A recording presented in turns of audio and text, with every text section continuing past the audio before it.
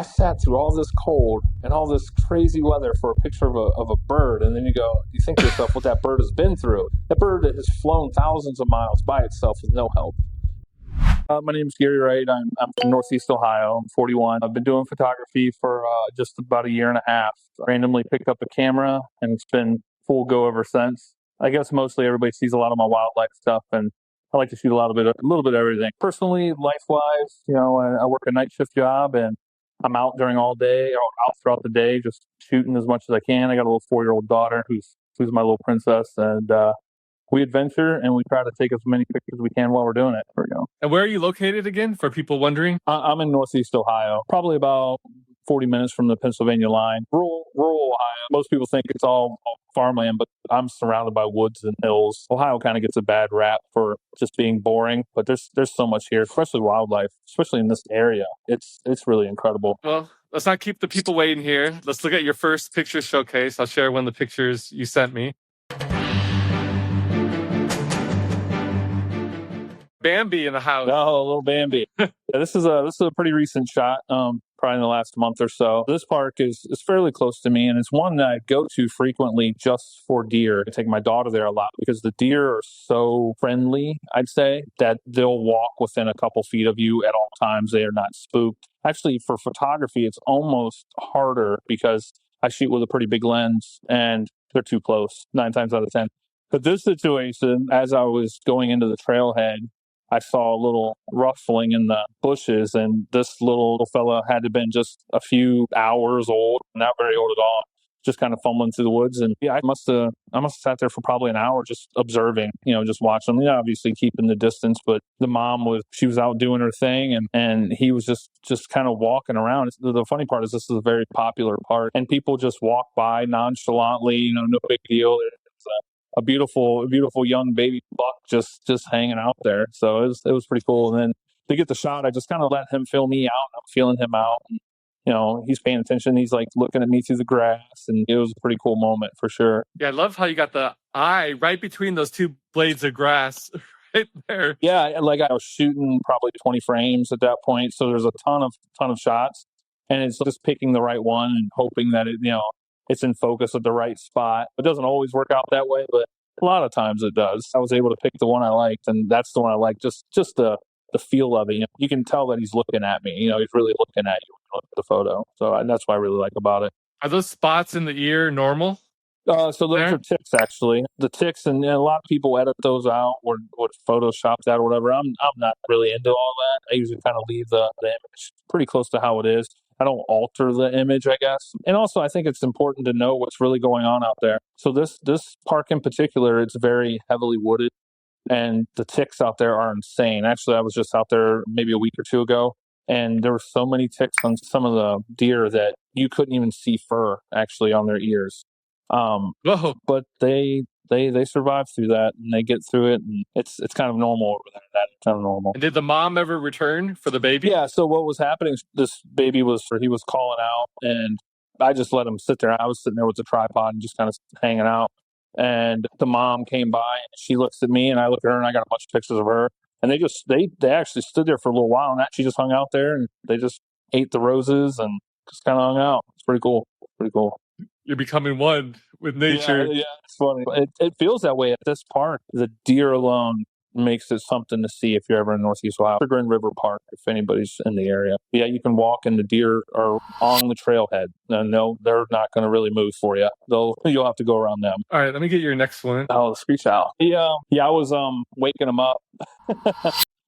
So red mort. This shockingly is one of my first good pictures. This was a photo that was kind of important to me because it put me in a position to know that, hey, I could probably take some photos and they turn out pretty good, pretty decent. And what's another kind of important part about this is when I started to look for things. Before, I've always been a hiker, and it was never like, well, I'm going to seek out this animal or I'm going to seek out this bird or whatever. Now, at this point, I was starting to look for owls. I'd find a certain animal that I wanted to look for, and I would research. And that's the biggest thing with wildlife photography is understanding what you're looking for, the environment that you should be in to see this certain animal. Like, you're not going to see owls in the middle of the day. It's not going to happen. They're hard to find as it is. I got the shot, and actually I entered it into a contest and actually won, shockingly. And that was within my first 6 months of ever picking up a camera. Still today, one of my favorites. I've taken thousands and thousands of shots, and this is one of my favorites still. It's pretty cool. Did you get any cash or just exposure? No, I got a bunch of gift cards. It was a local the local parks. They do a little amateur photography contest, and I had no plans on entering it or whatever. Actually, my daughter's mom, she said I should enter some photos, and I did. Every category I went into, placed, or I won two of them and got second in the other one. Gave me some gift cards that we could buy some stuffed animals and some trail gear and stuff. Probably the biggest thing for me was to even to enter that contest was to just to have my stuff hanging on a wall somewhere, because I think that's a lost thing with photography, that, everybody's so stuck on their phones and all that. Nobody has prints of anything. Like, I have a huge print of this. I think it's a lost thing to have prints up. For me to take it to do a contest, the bigger deal was to have it on a wall. That was the coolest part to me. I think I can almost see you in its eye, and the colors of the feathers are incredible. The black, the white, the brown, how they're layered. Yeah. Yeah, Like and that's another thing, when you get into some crazy good shots that you can be close enough to, that you start seeing animals in a different way. You see a bird feather on the ground and you don't think nothing of it, but then you see a feather on a bird that's alive and it's close, and it's like it's something you can look at over and over again. Like, I can look at this photo a million times and look at all the feathers and go, wow, that's really how this thing looks. That's really the beauty of the animal that it is. The cool part of a lot of this wildlife stuff to me is the art that's within the stuff that's outside that nobody really pays attention to. Let's get your next one here. This is a snow owl. It's not common at all in Northeast Ohio. This photo is a real labor of love. What goes into a photo like this is sitting outside forever in the freezing, freezing cold. This was around Christmas time, between November, January. I would sit out there for probably 6 to 8 hours, just in the tundra of cold Ohio.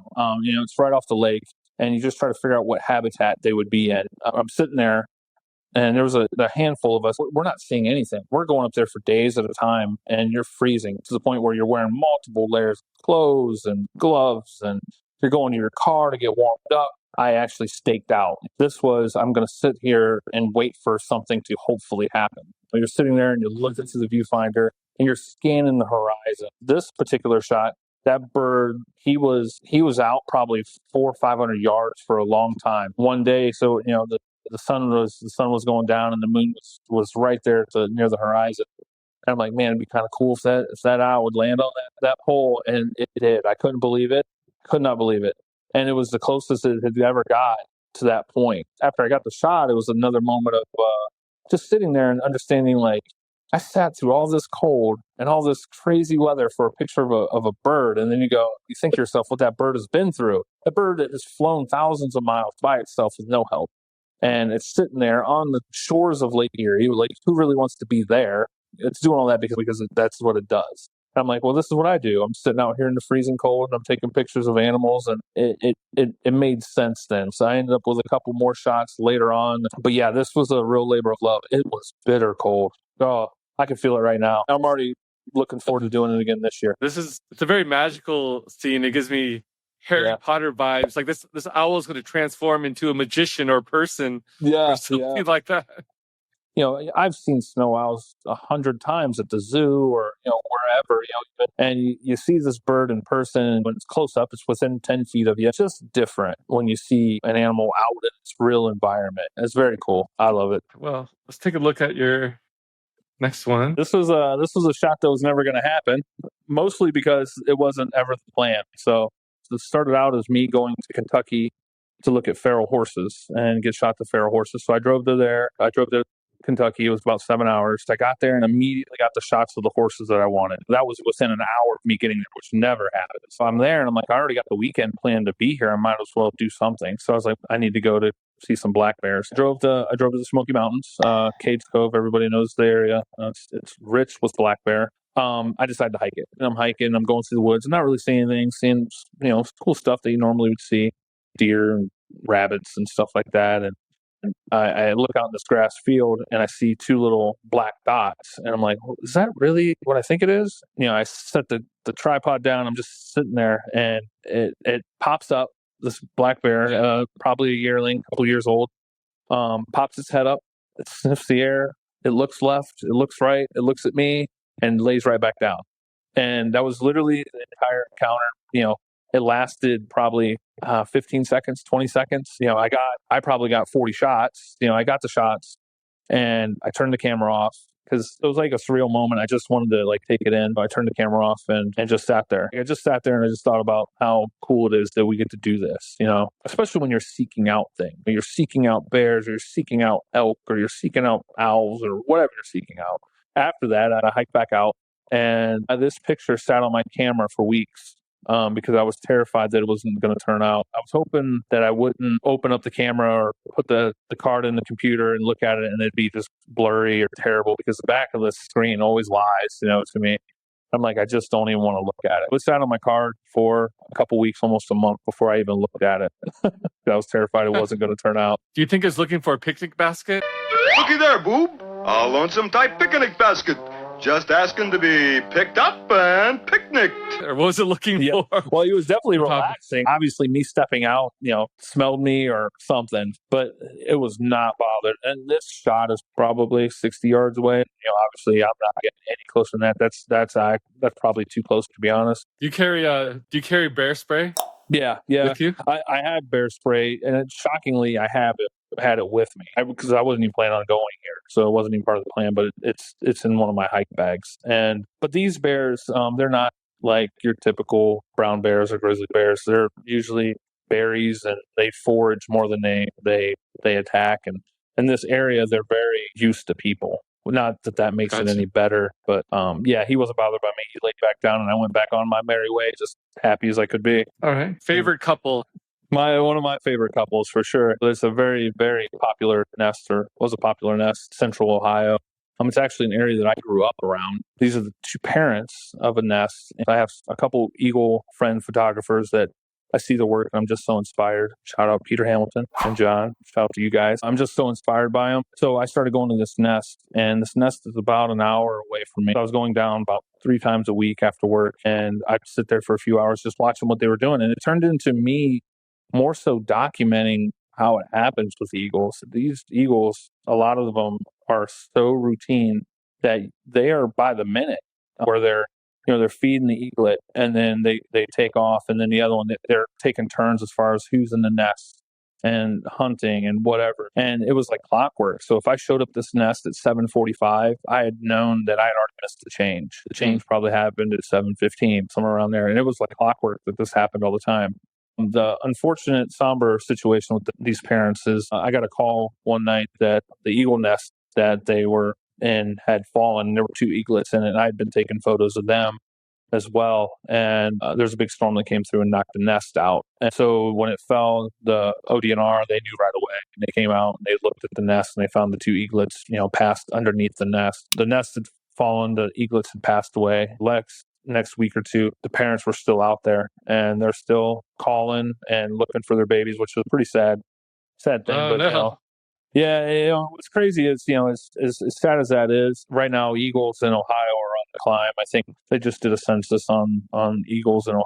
It's somewhere around 1,000 nests now. Like 100-ish years ago, they were nearly none in Ohio. They've really made a bounce back. Northern Ohio in general is chock full of eagles and eagles' nests, but these are my 2 favorite, my favorite couple. They were so cool just to watch. There would be times where they would both leave the nest and they would go perch together and just have their own time together. It was just kind of weird. It seemed like a parents' night out kind of thing, where the parents are just hanging out on the tree by themselves, and the eaglets are doing whatever they're doing. And once the eaglets started getting a little bit feisty, one of the parents would come back and calm them down. And it's crazy to see. And that's something nature, like if you don't get out, you have to get out and see that kind of stuff to like take it in and be like, this is crazy. You would never know that. Just seeing the eagle flying in the sky, you would never know. Date night with no babysitter. Yeah, no babysitter. Except for me. It's just me over there watching them, making sure everybody's okay. Well, we have a bonus eagle picture. 2 eagles for the price of 1. Here. I assume this is the same eagle.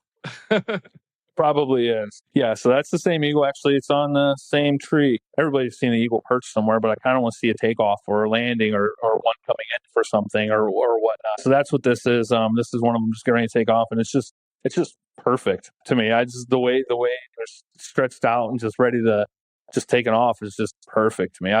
It's one of my favorite shots. It's like a 90-degree angle almost. It was one of the easiest shots I've ever got because I'm sitting there and I'm tripoded up, and this is a stakeout situation. Again, it's me sitting there waiting and waiting and waiting. You're around these animals enough, or if you start watching a certain animal enough, you start to figure out that, hey, this eagle pooped. It's about to take off. Get ready. Or like they'll start calling or whatever. It's so weird. You hear them, you understand what they're going to do. And it's pretty crazy. You can be ready to get the shot immediately. So yeah, that's what this is. It's the same pair, but a very cool shot of one of them taking off. Very colorful. This is an elk in the fall.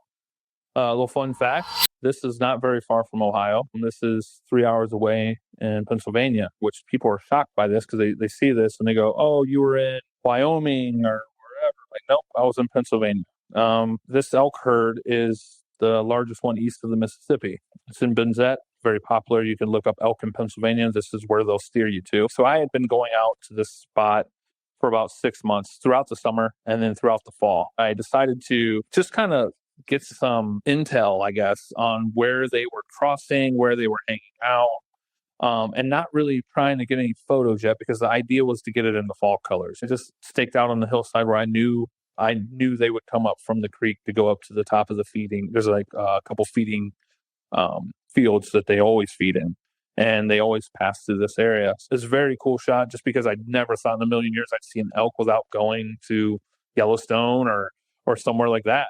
It turned into, this is a destination I'm going to go to very often, very frequently. So what happened to its horn? It's like missing a piece of its horn. Yeah, so that's probably from a battle. And that's actually my next hopeful encounter. Next hopeful photo would be the bulls out there. They fight during the rut there. I've seen it, just not close enough to get any shots of it. They are brutal when they're protecting their group or they're trying to during the mating season. It's intense.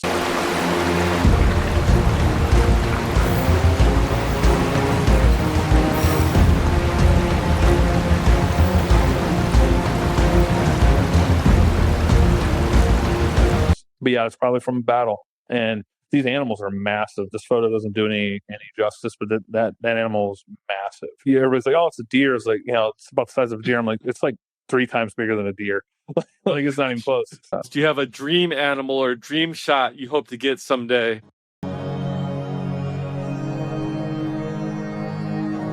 In your mind? What's funny? One of my mentors, actually, he's helped me a lot through this whole thing from the get-go. Ryan Kessler, shout out to you.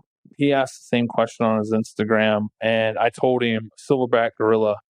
It's on my list. It's probably the top of my list. There's just something about him. I don't know if it's because I've seen gorilla movies or Jane Goodall, or I have no idea. It's the top of my list. That and polar bears, probably. And orcas. I think orcas are going to happen soon. Polar bears, who knows? Silverbacks, who knows when, but it's going to happen someday. Did you see that question on social media? Was it 300 humans versus a gorilla or something? Yeah, I saw it. I try not to pay attention to that. I mean, it's not quite fair. Where are we talking, with weapons? Or are we talking just hand-to-hand combat, one at a time? There's too many rules we got to put in place. Let's just say I'm glad I'm not fighting a gorilla. If it's hand-to-hand, what is your answer to that question? I think the gorilla's got it. Okay. I think gorillas. There you go. You heard it from the source, everybody. And I guess I'm partial because I like gorillas. So I think that wraps it up. What's the best way for people to reach out to you, get a hold of you? What do you prefer? Right now, just Instagram. I'm probably going to be launching a website here in the next month. I'm not selling you prints yet, but anything's available. I can make it happen. Appreciate you for trying to get this right, and hopefully this will be the final time we'll get this one uploaded. I enjoy talking to you, so it's good with me. Have a great night. Get some dinner, and I'll see you on Instagram. Sure will. Thanks, Nathan. Just hang out here for 1 second. Absolutely.